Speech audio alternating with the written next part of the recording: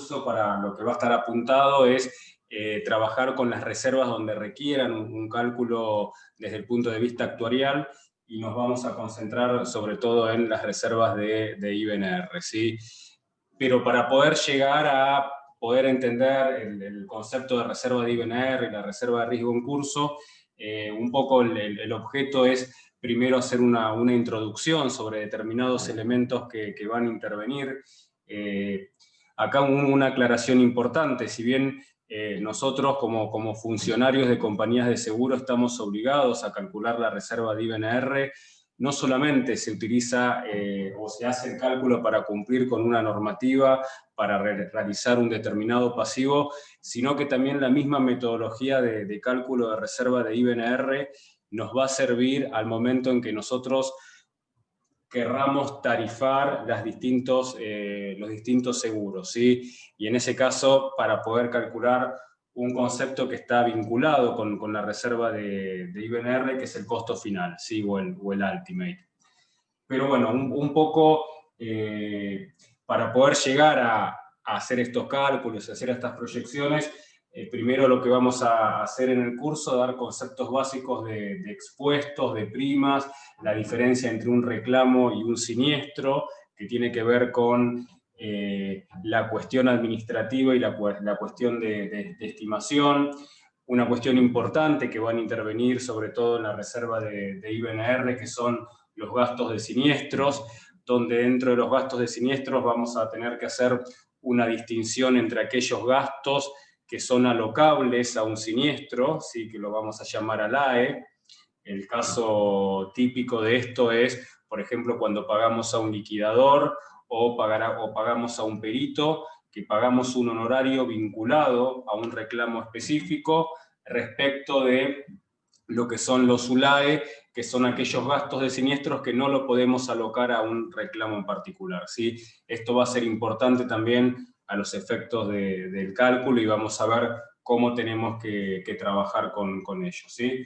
Y después vamos a hablar de los otros gastos que incurre la compañía de seguros, que son los gastos de suscripción, que también influyen, ¿sí? En el cálculo, y el concepto de utilidad y margen de seguridad.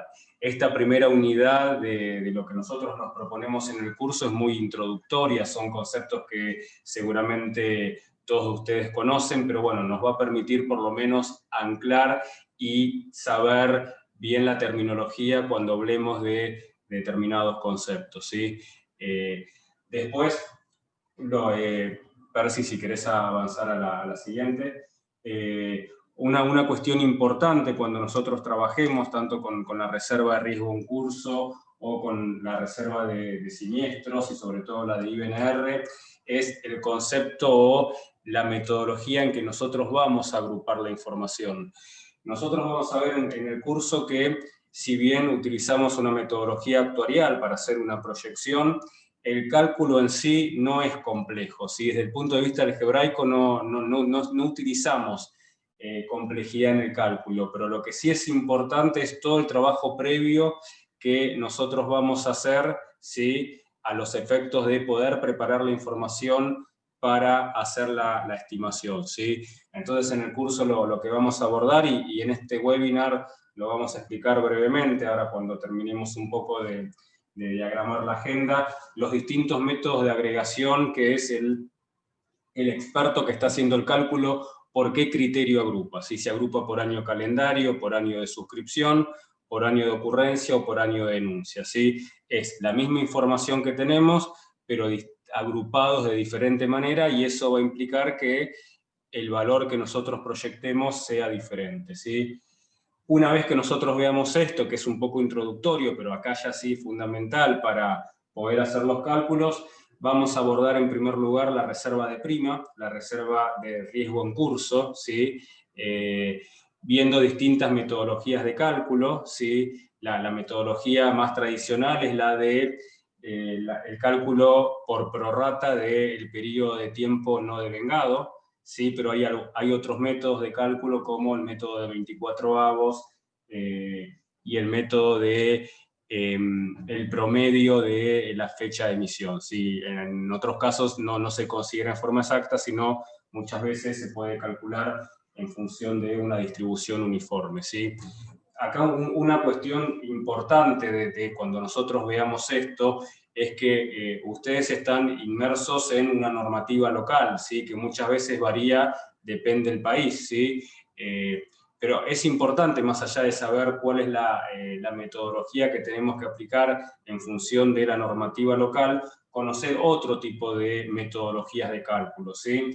Porque muchas veces lo que sucede con compañías de seguro multinacionales que tienen una casa matriz en el exterior y demás, es decir, si bien la compañía a nivel local cumple con la normativa y aplica un método específico, después nuestra casa matriz nos pide otro método de cálculo en función de la política que tiene la casa matriz, que muchas veces tiende a homogeneizar los valores de cada una de las filiales, ¿sí? Por eso nosotros vamos a ver lo que impone la norma, ¿sí? Que en general es el método exacto, ¿sí? Por el no devengamiento, pero vamos a ver otro tipo de métodos de cálculo de prima no ganada en función de esto que les mencionaba, ¿sí? De por ahí es bueno saberlo por si en algún momento de nuestra actividad profesional nos requiere que calculemos de otra manera, ¿sí? Esto va a ser lo que vamos a enfocar a la parte de la reserva de prima. Ahora sí, si querés. Y después sí vamos a trabajar con la reserva de siniestros, ¿sí? Respecto a la reserva de siniestros, las reservas técnicas que tenemos 3 tipos de reservas, ¿sí? La de siniestros por liquidar, que es muy sencilla porque en realidad no hay que hacer ningún cálculo, es cuando ya hemos liquidado el siniestro, el asegurado ha dado su acuerdo, pero el asegurado no ha venido a retirar el cheque o no lo ha cobrado. ¿Sí? En ese caso es una reserva técnica, pero no hay ningún cálculo, simplemente es el valor que se acordó y que por un tema de corte de balance no forma parte de la pérdida todavía, sino que forma parte del pasivo. Después también vamos a hablar un poco de las reservas de siniestros pendientes, reservas que calculan nuestros colegas que trabajan en el área de siniestros y de reclamos en función de su propia experiencia y de la característica del daño, ¿sí? Que van a estimar de la mejor manera cuál es el costo que se va a tener, ¿sí? Que se va a pagar, pero que también nos va a permitir a nosotros, y acá sí ya es importante, va a ser una materia prima para lo que nosotros sobre todo nos vamos a focalizar, que son distintos métodos de cálculo de la reserva de IBNR, ¿sí? Esta reserva que es de siniestros ocurridos y no denunciados, ¿sí? Aquellos siniestros que ocurrieron, pero que a una fecha determinada, que son las fechas de cierre de balance, todavía la compañía de seguros no recibió la denuncia, ¿sí? O por parte del asegurado o por parte del tercero. Y acá sí vamos a ver distintos métodos de cálculo, de reserva de IBNR, de vuelta en función muchas veces de la normativa, pero también de la posibilidad que muchas veces tenemos de hacer otras estimaciones, ¿sí? Uno siempre como funcionario de una compañía de seguros, cuando calcula la reserva de IBNR, que es un elemento clave, fundamentalmente porque es un pasivo, y entonces uno lo que procura es tratar de minimizar el pasivo, que el pasivo sea lo menor posible, siempre y cuando que se cumplan con todas las condiciones técnicas, ¿sí? Entonces vamos a ver distintos métodos que se aplican en general para distintas situaciones, ¿sí? Es decir, si nos encontramos en un ramo con determinada situación, es conveniente en general aplicar un método. Si es una situación diversa, quizás sea conveniente otro método, ¿sí? Nosotros acá hicimos la distinción entre 2 modalidades de cálculo, ¿sí? Una que tiene que ver con los métodos clásicos, que son los tradicionales, que es el método de siniestralidad esperada, el método de triángulos de Chain-Ladder y el método de Borguiter-Ferguson. En general, los métodos de IBNR son, en general, hay 2 métodos, ¿sí? Que es el método de siniestralidad esperada. En la normativa de la SBS no es exactamente igual, pero el método simplificado cumple determinada característica de este método particular. que es un método que en general se utiliza cuando no disponemos de información, ¿sí? No disponemos de información siniestral, ya sea porque o el ramo no tiene siniestros, es una compañía que está operando hace muchos años, pero no tiene siniestros. En la Argentina un ramo que se caracterizó durante muchos años por esto era el ramo de caución, ¿sí? Un ramo que por ahí la compañía venía operando hace 10, 15 años y tenía muy pocos siniestros, o la situación que en realidad la compañía recién empieza a operar y en realidad no hay siniestros porque todavía no han caído las denuncias, ¿sí? Ese es como el método que se utiliza cuando no se dispone de información. En la otra punta, ¿sí? Si uno tuviera que ir al otro extremo y diría, bueno, ¿qué pasa cuando la compañía dispone con información suficiente desde el punto de vista estadístico? Uno siempre tiene que recordar acá que lo que uno está haciendo es una estimación. Entonces, cuando uno está haciendo una estimación y una proyección, a mayor cantidad de datos, menor va a ser el desvío que vamos a tener cuando contrastemos la realidad versus nuestra estimación. Entonces, en ese caso, cuando nosotros disponemos de suficiente información, lo que vamos a hacer es utilizar el método Chain Ladder, ¿sí? Entre esos dos extremos surgen el resto de los métodos, ¿sí? Uno lo que tendría que decir, bueno, yo puedo estar en una situación intermedia, en donde no es que no tengo nada, pero tampoco tengo suficiente información, está en una situación intermedia, y por eso ahí aparece un tercer método, que es el de Borguter-Ferguson, que es un método que justamente lo que hace es combina, ¿sí?, los dos métodos anteriores, ¿sí? Toma parte del cálculo de lo que es el método de siniestralidad esperada y toma parte del cálculo del método de triángulos o chain ladder, ¿sí? Nosotros en el curso vamos a ir profundizando con cada uno de los métodos y vamos a ir viendo, ¿sí?, cómo es el cálculo y demás. Entre esos dos extremos, en el medio está el método de Borguter-Ferguson. Estos son como los que se llaman los métodos clásicos porque eran los métodos tradicionales de cálculo de las compañías de seguro. A medida que avanzó la técnica actuarial, surgieron otros métodos que nosotros llamamos métodos modernos, en realidad como un contraste o para hacer un comparativo con métodos clásicos, pero en realidad son métodos que también tienen sus años de aplicación. No todos los métodos estos se usan o son comunes, es decir, no son de aplicación más corriente, y lo que hacen es, en general, levantan algún supuesto de los métodos anteriores, y por eso siempre como nuestra base son estos tres métodos tradicionales, ¿sí? Nosotros en el curso, en ese sentido, vamos a desarrollar el método Standard-Bullman, que es un método que justamente lo que va a hacer es levantar algunos supuestos del método de Borguter-Ferguson.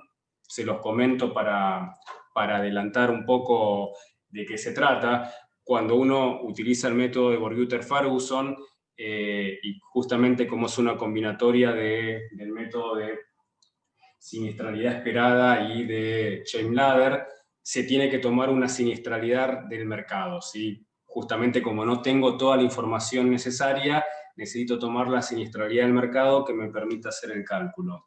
Standard-Bullman lo que hace en ese sentido, dice, bueno, levantemos ese supuesto porque como yo tengo parte de la información, no es que no tengo nada, utilicemos la siniestralidad de la compañía, ¿sí? Y lo que hace es, replica el mismo método de Borguter-Ferguson, pero en lugar de usar la siniestralidad del mercado, va a ser el cálculo con la siniestralidad propia. Y el otro supuesto que levanta, ¿sí?, sobre todo en la Argentina esto es bastante importante, ustedes no sé si saben, pero bueno, nosotros en la Argentina vivimos un contexto inflacionario muy importante, todos los años tenemos en promedio un 40% de inflación. Cuando Borguter-Ferguson desarrolla el método, y acá uno muchas veces tiene que ponerse en contexto, Borguter-Ferguson lo desarrolla para compañías de seguro de Estados Unidos, donde la inflación anual es del 2% y donde él desestima el tema de ajustar la prima por inflación, porque es tan insignificante el ajuste que dice yo puedo tomar la prima histórica y va a ser muy similar a la prima actualizada al momento de cálculo. Standard-Ullman se da cuenta de esta dificultad y dice, bueno, pero en realidad esto que lo podemos aplicar para determinado contexto económico, ¿qué pasa cuando nos encontramos en un contexto inflacionario? Y eso va a ser el otro supuesto que van a levantar y vamos a trabajar con una prima ajustada, ¿sí? Eso va a ser un poco el supuesto que levanta Standard-Ullman. A partir de ahí, los otros métodos también empiezan a levantar supuestos. En Tander-Hovinen, lo que nosotros vamos a ver en el curso es que lo que hace es toma un promedio ponderado entre hacer el cálculo por Chain-Ladder y por Borguter-Ferguson, pero siempre fíjense, esto que les comentaba, siempre es como estar reelaborando los métodos clásicos, ¿sí? Los métodos clásicos se reelaboran o se perfeccionan en función de lo que uno va probando ¿sí? del cálculo. En realidad, yo siempre cuento, porque cómo surgen estos métodos, ¿sí? Lo que han hecho estos actuarios han contrastado que los métodos tradicionales en algún momento generan un desvío importante, ¿sí? Respecto entre la estimación y el valor real, ¿sí? Uno esto lo mira obviamente ex post, pero dice, bueno, yo hace 2 años calculé que mi IBNR era determinado valor, me paro hoy y digo, ¿cómo estuvo mi estimación? ¿Estuvo por defecto, por exceso? Y estos métodos lo que han tendido es un poco a ver las causas de estos desvíos y perfeccionarlos, ¿sí? Vamos a ver otros 2 métodos más, no son los únicos, hay una diversidad de métodos muy grande, que es el método de, si seguimos en el anterior, el método de mínimos cuadrados, que es un método meramente estadístico, y el método de frecuencia e intensidad, que va a ser un método de triángulo, pero vamos a analizar por un lado la cantidad de casos y por otro lado los costos promedios, ¿sí?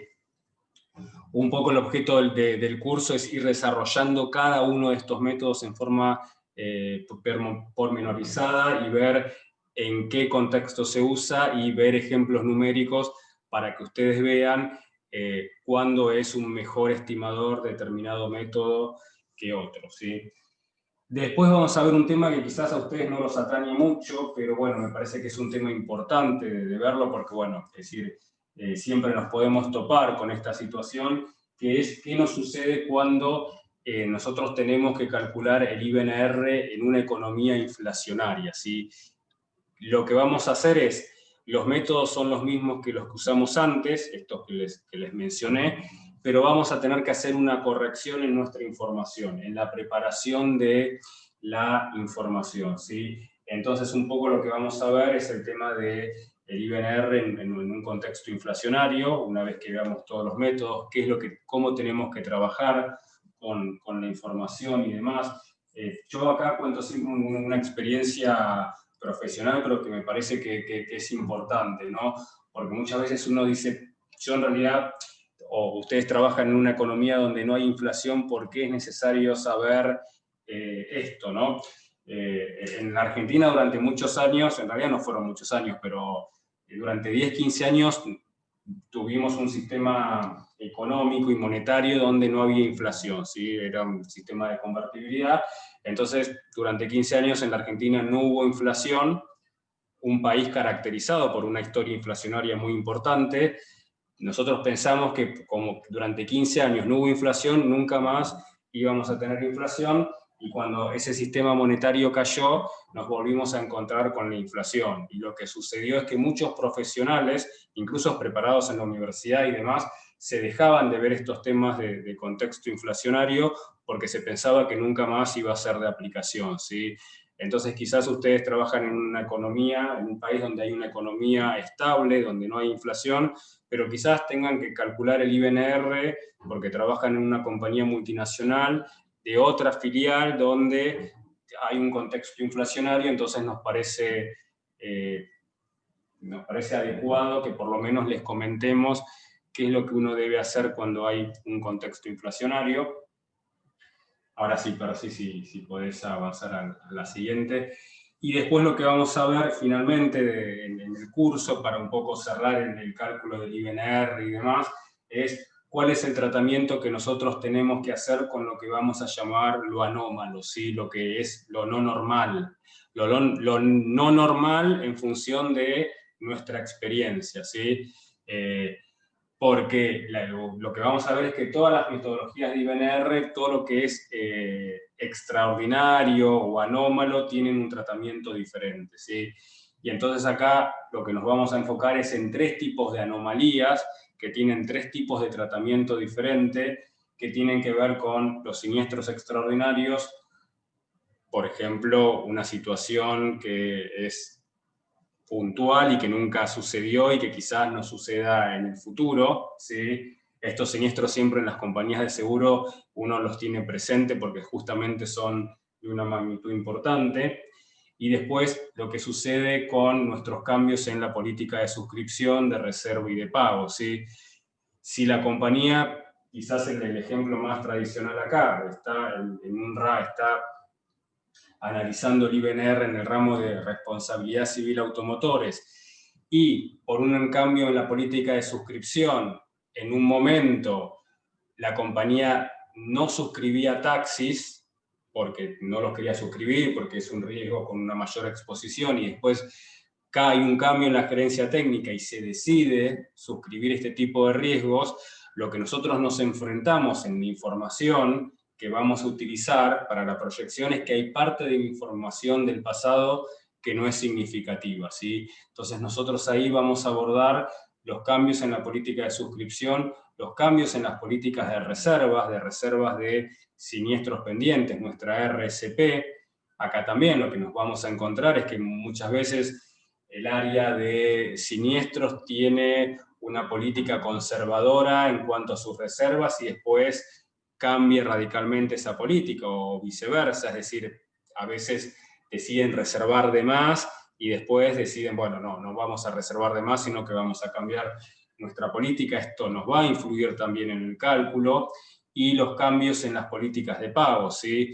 Cuando la compañía recibe las denuncias y quiere tratar de cerrar todos los siniestros y pagarlos extrajudicialmente, versus aquella política que prefiere que los siniestros se resuelvan en un juicio que va a tardar 5, 6, 7 años, con obviamente esto un perjuicio desde el punto de vista del monto, que se va a pagar mucho más, pero uno lo analiza muchas veces desde el punto de vista financiero, que no se necesita desembolsar en el momento y ese dinero se puede invertir financieramente. Todos estos cambios también repercuten en nuestra información histórica y vamos a tener que hacer algún tratamiento.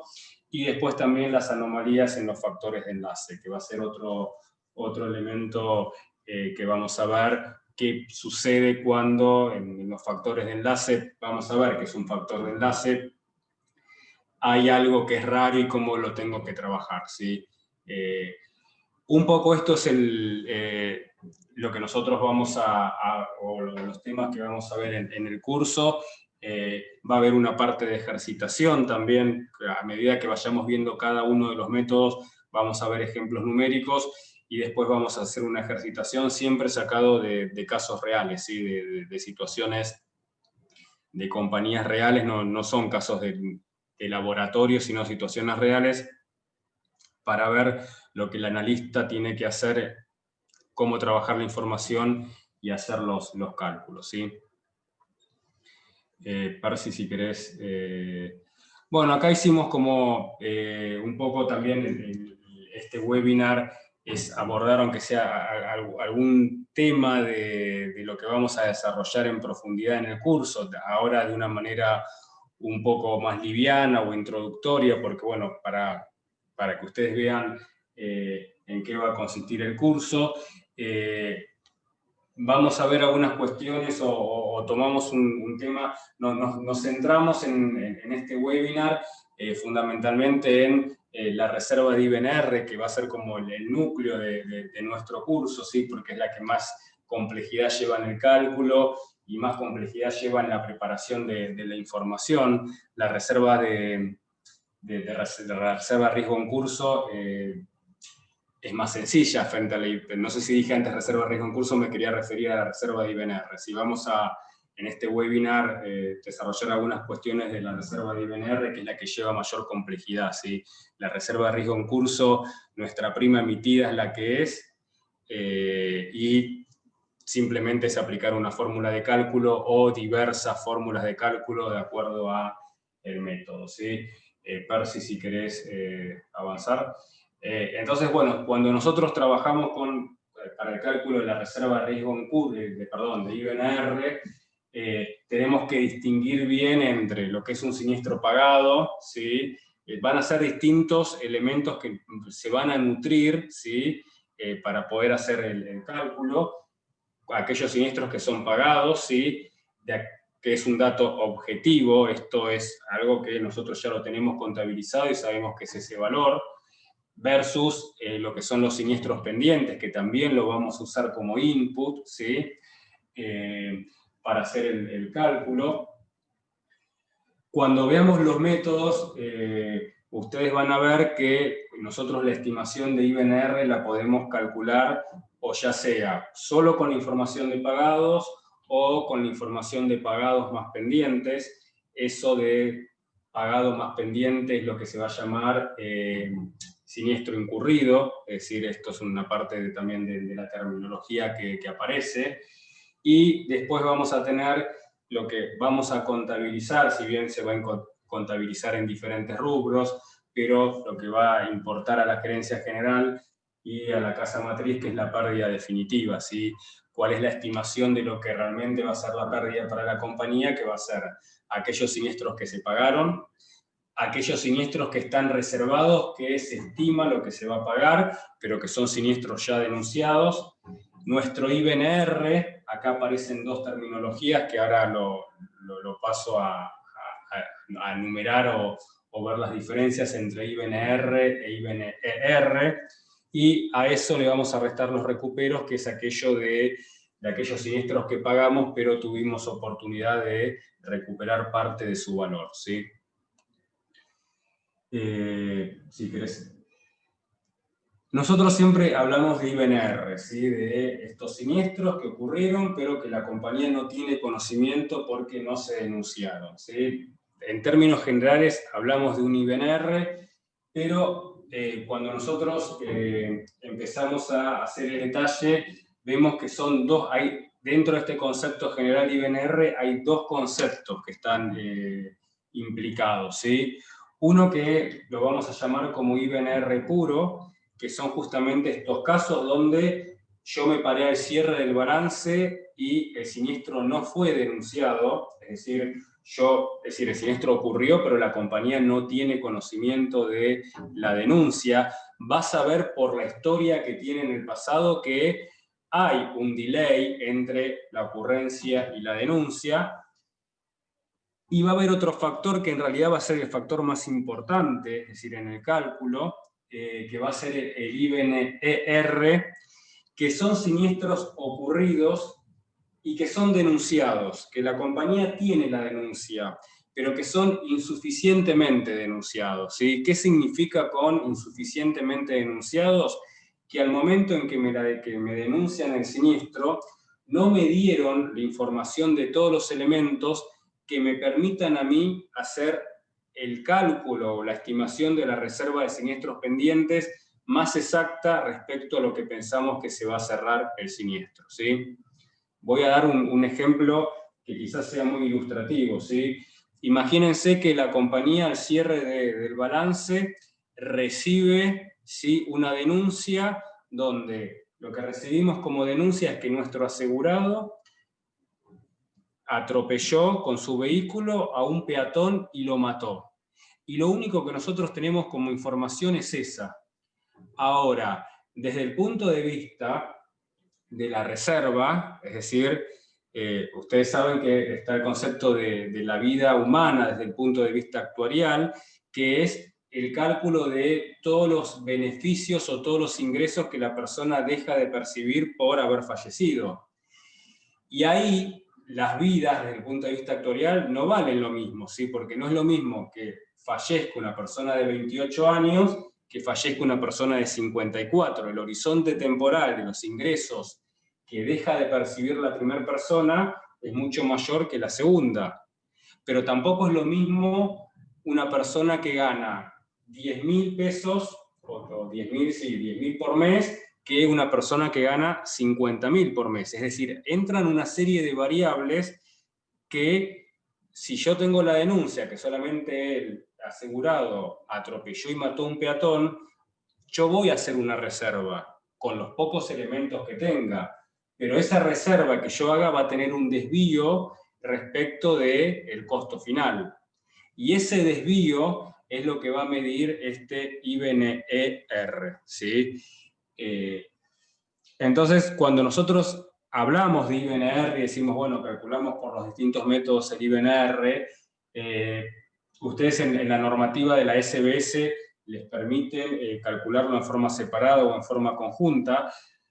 Cuando uno lo calcula en forma conjunta, está considerando los dos elementos, ¿sí? Y el elemento más importante del cálculo es este segundo elemento, ¿sí? Porque nuestro problema no es el delay en la denuncia, porque las denuncias empiezan a caer, ¿sí? Tendremos un delay de 3 meses, 4 meses, 5 meses, pero les puedo asegurar que al cabo de un año, como mucho 2 años, todos los siniestros se denunciaron. El problema es que, aunque tenga todos los siniestros denunciados, yo sigo teniendo un desvío entre lo que yo estoy reservando y mi costo final, justamente por falta de información, ¿sí? No estoy recibiendo toda la información para hacer el cálculo más exacto. Si querés avanzar, Percy. Lo que les comento acá también un poco lo que les mencionaba antes, lo fundamental de la metodología o del método de cálculo que vamos a usar no es tanto definir la metodología, porque nosotros vamos a ver que determinado método se utiliza para determinada situación y uno conoce la situación de la compañía, ¿sí? Si tiene mucha información siniestral, chain ladder, si tiene poca, siniestralidad esperada, y después podemos ir corrigiendo esto con los otros métodos, ¿sí? El problema es cómo agrupo, porque en función de cómo agrupe la información va a ser diferente el valor que yo llegue de IBNR, ¿sí? Yo tengo la misma cantidad de siniestros, pero que los voy a agrupar por distinto criterio, y eso me va a dar un valor diferente, ¿sí? Entonces, siempre lo importante del analista es justamente el trabajo con la información previa, ¿sí? Si uno tuviera que mencionar, es decir, brevemente, cómo agrupo los siniestros en función de estas 4 categorías, lo que ustedes van a tener en el año calendario o calendariar, que ustedes agrupan los siniestros por la fecha de pago, ¿sí? Si un siniestro se pagó el 5 de noviembre del 2019, ese siniestro corresponde al año calendario 2019. Si se pagó el 4 de marzo de 2020, corresponde al 2020. Si uno tuviera que agrupar por año de suscripción, yo lo que miro del siniestro es, ese siniestro está asociado a una póliza y esa póliza tiene un inicio de vigencia.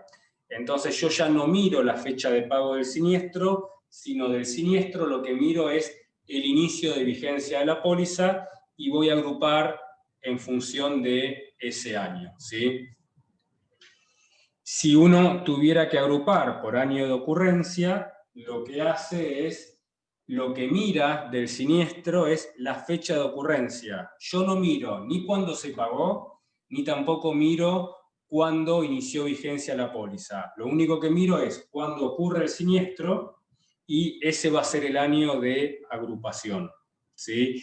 En general, es el método que más se utiliza para el cálculo de IBNR, ¿sí? El año de ocurrencia, ¿sí?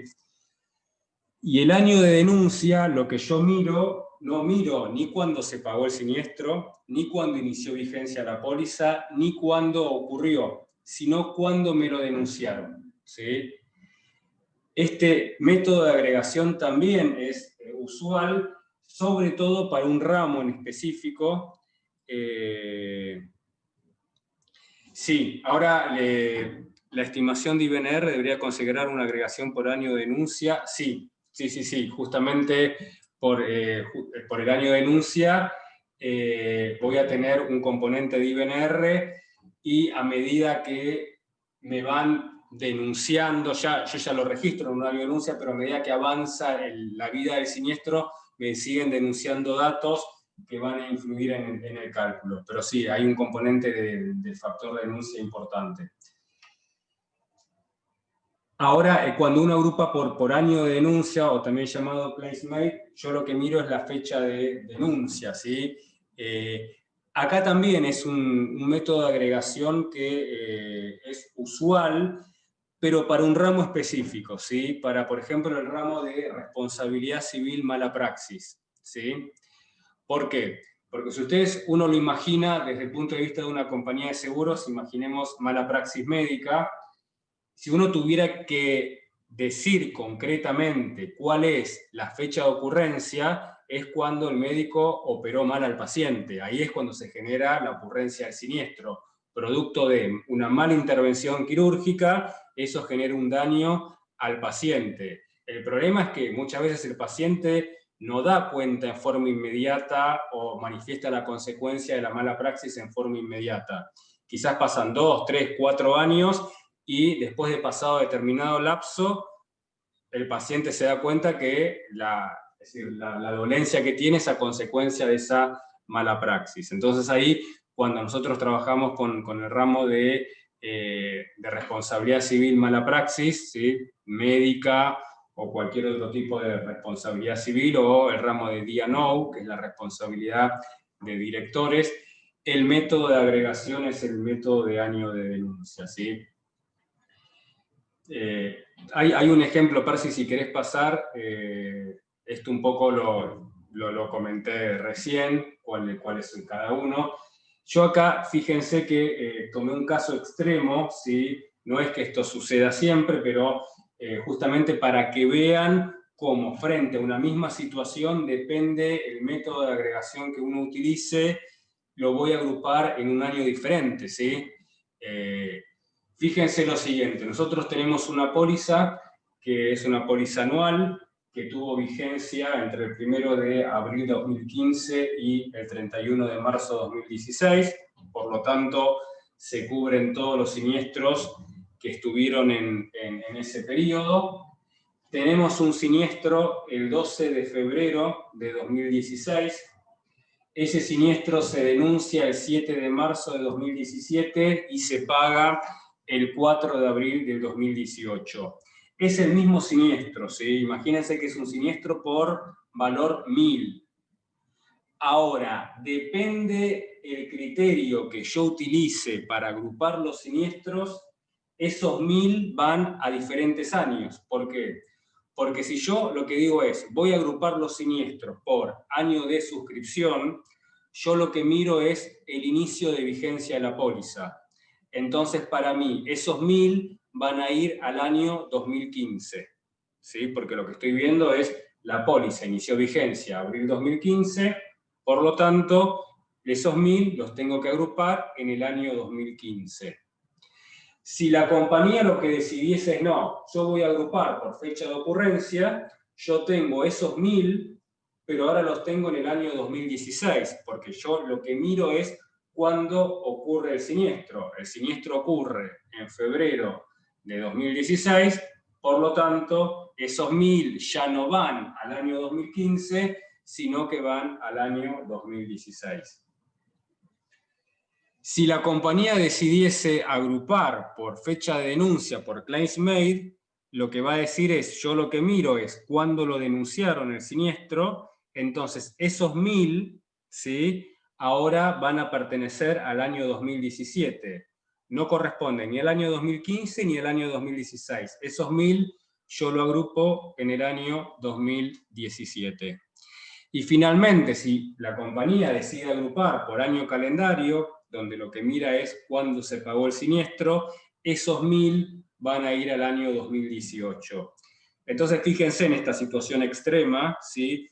Donde yo tengo 1000, pero depende el criterio donde yo haya decidido agrupar mi información, o va a corresponder al año 2015, o va a corresponder al año 2016, o va a corresponder al año 2017, o va a corresponder al año 2018, ¿sí? Por eso la importancia de definir previamente cómo la compañía va a agrupar la información, ¿sí? Es fundamental esto porque yo tengo 1000, pero como lo tengo de acuerdo al criterio, lo tengo en diferentes años, el resultado que yo obtenga de IBNR, aunque use la misma metodología, imagínense que yo haya decidido usar el método de triángulos, no me da lo mismo que yo lo haya puesto en el 2015, esos 1000, o los haya puesto en el 2018, ¿sí? Entonces, la importancia, y sobre esto vamos a trabajar bastante, sobre todo vamos en el curso lo que tiene el objetivo es trabajar con lo numérico, pero trabajar también con estas cuestiones que son más desde la práctica y lo cualitativo, ¿sí? ¿Por qué decido agrupar por este método y no decido agrupar por este otro método, ¿sí? Muchas veces es porque la compañía en sus registros y demás no cuenta con determinada información que le permita agrupar por determinado método, o porque, de acuerdo a la característica del ramo, es el método más adecuado, ¿sí? Para si querés avanzar. No voy a avanzar mucho más porque, bueno, decir, el objeto era más o menos una hora y demás. Quizás les comento esto último y demás. Estaba pensado también para que vean un ejemplo de chain Cristian, ladder, pero... perdón que te interrumpa. Ahí tenemos un par de consultas, a ver si ya la respondo una vez. Bajo la modalidad Claims Made, ¿existe el IBNR? Sí, existe el IBNR. Porque también, es decir, lo que nosotros tenemos es, tenemos justamente no el IBNR puro, pero sí el IBNER. ¿Sí? Acá no vamos a tener problema porque como yo agrupo por fecha de denuncia, lo registro en el momento en que me lo denuncian, si no tengo el problema. En el método del accident year tengo IBNR puro, ¿sí? Porque por ahí el siniestro ocurrió en el 2016, pero me lo denuncian en el 2017, por lo tanto ahí ya ocurrió, pero no tengo el conocimiento. Por año de denuncia no tengo IBNR, pero tengo IBNER, y va a ser el componente más importante del cálculo, ¿sí? Por lo que les comenté antes de que finalmente las denuncias terminan llegando, y sobre todo, por ejemplo, en una mala praxis médica, el componente de IBNER es muy importante porque muchas veces estos casos, el problema que sucede es que estas situaciones terminan en un juicio y nosotros estamos haciendo una reserva, pero no sabemos cómo va a fallar el juez. Entonces acá tenemos entre nuestra reserva y lo que falle el juez, muchas veces tenemos desvíos.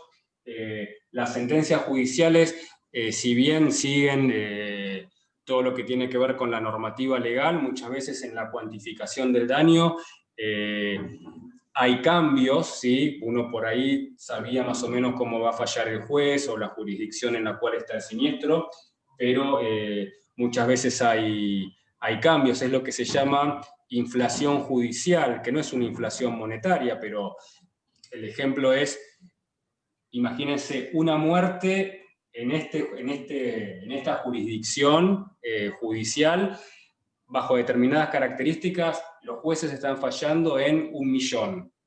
Y llega un momento, no hay inflación monetaria que implique un cambio, pero los jueces y la jurisprudencia dice, a partir de este momento es 1.200.000, ¿sí? Entonces, el problema con el IBNR por el claims made no es que hay un problema de IBNR puro, no lo vamos a tener en este caso, pero sí vamos a tener una situación de IBNER por el desvío, muchas veces por la falta de información y demás, y en estos casos también los tenemos que cuantificar, ¿sí? Bien, bueno, esperemos hayamos... Bueno, ahí comentó que muy claro, así que bueno. Después hay otra consulta ahí de Leonardo, dice, ¿qué soluciones se podrían hacer ante siniestros pagados en múltiples monedas, por ejemplo en seguros de viaje, donde el siniestro puede ocurrir en diferentes países? Sí, ahí Lo que se hace es, obviamente, en general, en los países, es decir, si ustedes acá hay una situación particular, ustedes me corrigen, pero por ejemplo, en la Argentina, imagino que en los países de la región también, el balance se lleva en moneda nacional, ¿sí? En pesos o la moneda que fuese, ¿sí? Pero lo que se puede hacer, ¿sí? Sobre todo en el ramo de seguros de viaje, uno puede calcular, si obviamente tiene la masa crítica, ¿sí?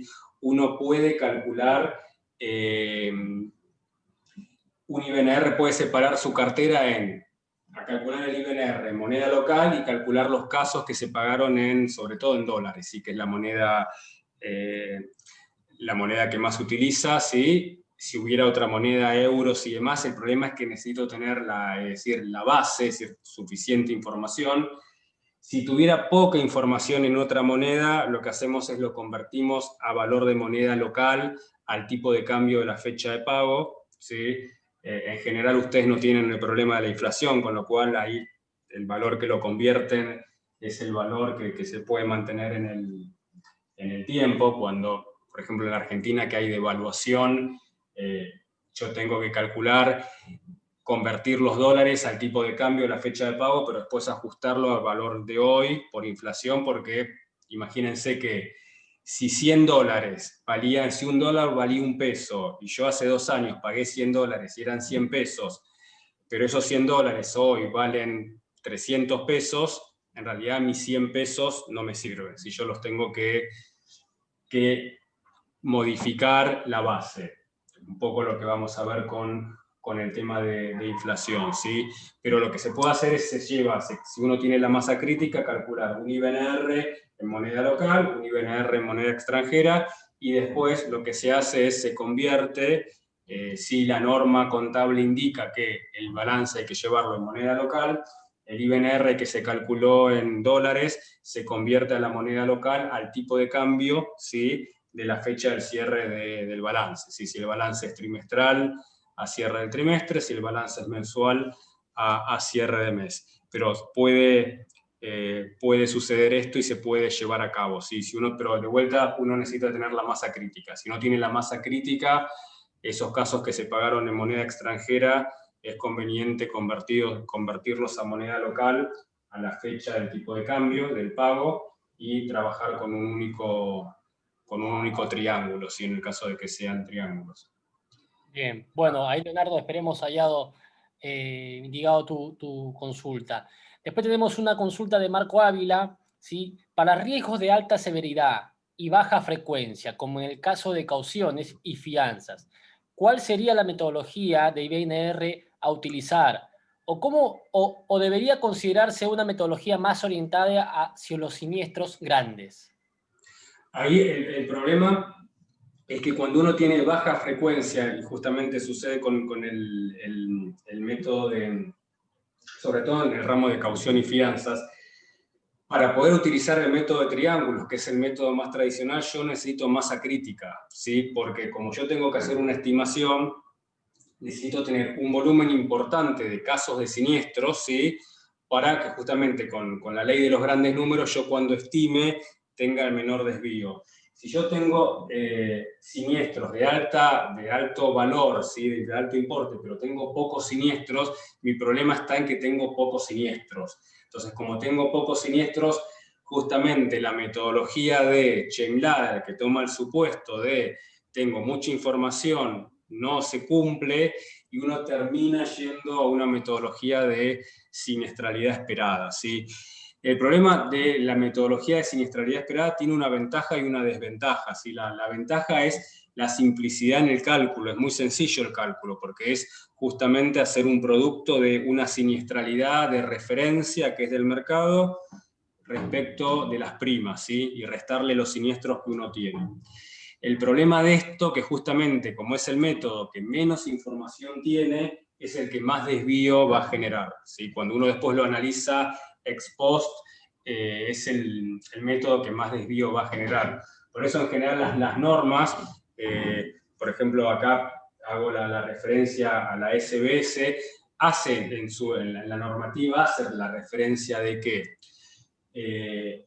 se utiliza el método simplificado, vuelvo a repetir, no es exactamente el de siniestralidad esperada, pero tiene un espíritu, ¿sí?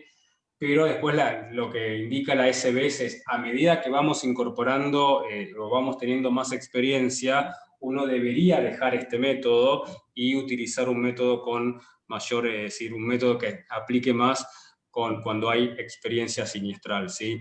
Pero frente a una situación de baja frecuencia, es decir, a lo que nos queda es utilizar el método de siniestralidad esperada, justamente porque tengo poca masa crítica en volumen de siniestros.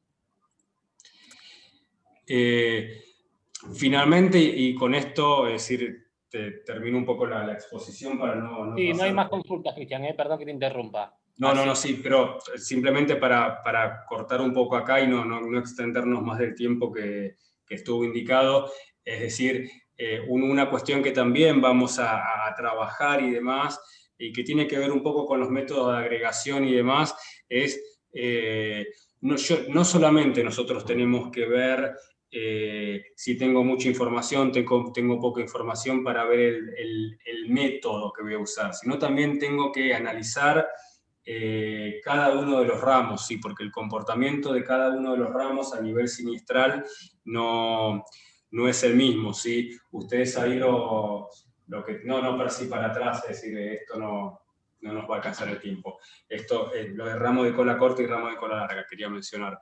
Que lo que les decía, no solamente la información que uno tiene para decir, tengo mucha información, es Chain-Ladder, no tengo información, es siniestralidad esperada, sino también ver cada uno de los ramos, ¿sí? Porque ustedes se van a encontrar donde hay ramos, donde desde que ocurre el siniestro hasta que se paga completamente pasa muy poco tiempo, como mucho un año. El ejemplo típico, cuando uno tiene que ver un ramo de cola corta, por excelencia es el ramo de incendio, ¿sí? Si a un asegurado se le quemó la casa, la denuncia no va a demorar mucho desde la ocurrencia, ¿sí? Es casi inmediata, ¿sí? Se provocó el incendio y casi inmediatamente el asegurado lo denuncia a la compañía y en general la compañía lo termina liquidando muy rápidamente, ¿sí? Lo que hace es recibe la denuncia, manda un liquidador y si está todo bien, calcula la cuantía del daño y paga, ¿sí? Uno ahí podría tener un problema de infraseguro, podría llegarse a dar el caso, pero en general son ramos donde desde que ocurrió el siniestro hasta que se pagó, como mucho pasa un año, que va a ser muy diferente a aquellos ramos donde desde que ocurrió el siniestro hasta que se liquida completamente pasa más de un año y a veces muchos años, ¿sí? En el otro extremo tenemos la responsabilidad civil automotores. En la Argentina, un juicio por RC Autos, un juicio, es decir, en tribunales y demás, demora 7 años promedio, ¿sí? Desde que se denuncia el siniestro y, bueno, no se llega a un acuerdo extrajudicial y se inicia el juicio hasta que se termina y la sentencia queda firme, pasando por todas las instancias judiciales, son 7 años. Entonces acá también no es solamente la información que uno tiene, sino el ramo porque va a tener un tratamiento diferente. Quizás en ramos de cola muy corta no haya IBNR, porque si yo tengo como máximo un año, yo ya puedo estimar cuál va a ser mi costo final y quizás no tenga IBNR.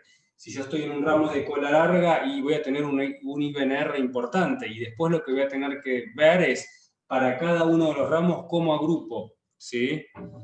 Si estoy en RC general o RC autos, agruparé por año de accidente. Si estoy en mala praxis, agruparé por año de denuncia. Si estoy en un ramo de cola corta, pero que implica, porque tengo información, agrupar, quizás agrupe por fecha de pago, porque en realidad no voy a tener mucha diferencia, ¿sí? Entonces, finalmente lo que uno quería como un poco concluir, y bueno, pido perdón porque no...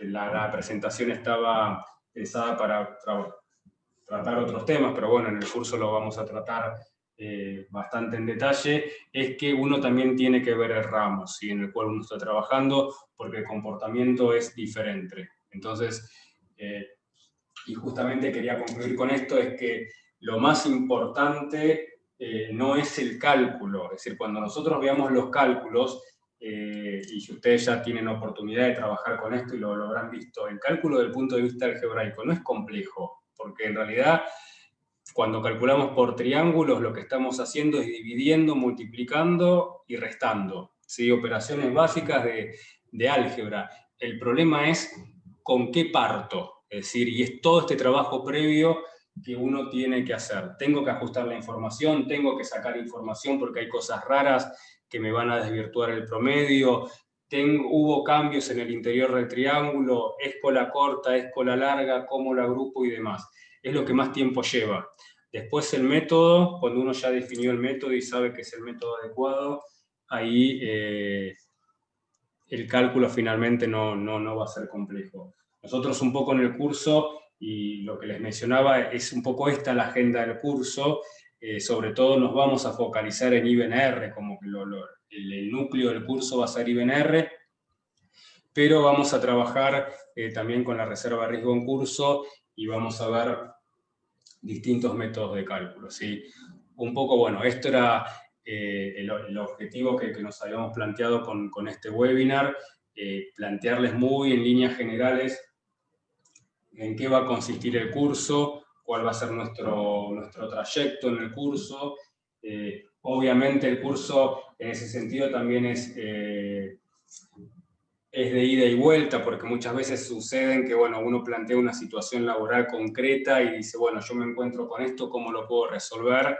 Y bueno, también el curso va a tener estas cuestiones de poder intercambiar pareceres y también lo que uno puede observar es que esto, si bien es actuarial y uno piensa, bueno, esto finalmente es exacto, muchas veces hay criterios, ¿sí? Porque muchas veces uno considera algo que es anómalo y quizás otro profesional no lo considera o nuestro auditor externo no lo considera y muchas veces, bueno, hay cuestiones que están en un gris y sobre eso también vamos a trabajar. Simplemente, bueno, esto era un poco el objetivo de esta presentación. Gracias, Cristian. Gracias, Percy. Bien, Creo ahí... que sí. Sí, perdón, adelante. No, está bien. No, sí, agradecerles a Cristian la claridad con que ha tocado los temas, la disposición a responder las preguntas. Muy interesante todo. La información del curso ya se estará dando más adelante. Yo me voy a comunicar con ustedes. Mi nombre es Miguel Muñoz, no pude conectarme a hablar al comienzo, pero yo soy uno de los directores de Perustat y conmigo van a tener probablemente la comunicación post-webinar. Vamos a compartirles el video que se está grabando del webinar también y también les vamos a enviar la información del curso. Eh, les deseo buenas noches y muchas gracias a todos. Percy, creo que tenías que decir algo. Bien, muchas gracias ahí, Miguel. Como bien comenta Miguel, la importancia es esto también llevarse algo de aprendizaje, ¿no? Que lo bien que ha estado acá conversando con nosotros Cristian, un poco sobre las reservas técnicas. Esto se va a ver en mayor profundidad en el curso, que nos parece muy interesante que los actuarios y no actuarios también que se están introduciendo en el tema o futuros actuarios, ¿sí? Como bien nosotros sabemos que la carrera en este caso no existe en Perú, pero existe mucha demanda en este caso en Perú. Sé que se dicta la maestría en la Universidad Nacional de Ingeniería de Perú, pero a veces tenemos ciertas limitaciones que no podemos acceder a ese tipo de maestrías, ¿no? Por lo entonces, nosotros decidimos, con la gente de Perú Stat, de la mano de Penguin, ¿sí? Brindar este curso que lo vamos a estar haciendo, lo más probable es la segunda quincena de febrero, así que contamos con todos ustedes, con la presencia de todos ustedes para que puedan participar y también sea, como dice, algo interactivo, ¿no? Ustedes puedan proponer también por ahí cuestiones particulares que les suceden en la compañía de seguros en las que estén trabajando y nosotros también poder resolver esos temas, ¿no? Y ir conversando al respecto y que sea esto de ida y vuelta, ¿no? No necesariamente que el profesor siempre hable, la idea es que sea dinámico todo, ¿sí? Así que les agradecemos. Muchísimas gracias por la presencia de cada uno de ustedes. Vemos acá aproximadamente 25 participantes. así que estamos a total disposición. Seguramente Miguel le vas a estar compartiendo lo que es la información del curso, los costos de los cursos, un poco también lo que es el video del curso, del webinar, perdón, ¿sí? Y cualquier cosa y consulta se pueden comunicar con él. Así que muchísimas gracias y buenas noches. Y que tenga unas excelentes fiestas y bueno, y esperemos que el próximo año podamos contar con todos ustedes. Bueno, yo también me despido y les agradezco el tiempo. Muchas gracias.